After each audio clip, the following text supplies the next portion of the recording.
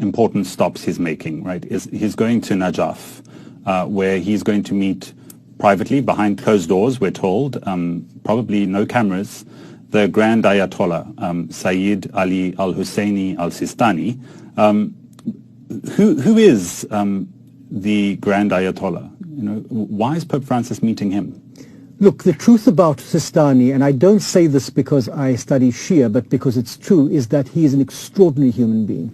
And you only have to look at his CV to see the awards he's been given, the Nobel Prize he's been nominated for, to see that his name occurs over and over again in the list of the most prominent Muslims. He's an Iranian-born and studied in Qum, but completed his studies in Najaf. So you have these two schools, Najaf and Qum, and you have to think of them in terms of Oxford and Cambridge, really. It's two centers of learning rather than two single institutions, each with its own particular trend.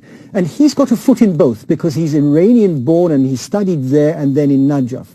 As the leader of the Najaf seminary, or the Najaf Hausa, as it's called, he has under his authority huge numbers of Shia scholars, important Shia scholars spread throughout the world. And therefore his influence on the Islamic Shia world is phenomenal. But even if it wasn't, he is profoundly respected in the Shia and the Sunni world as a peacemaker, as a man who's understood the need to put an end to radicalism and violence.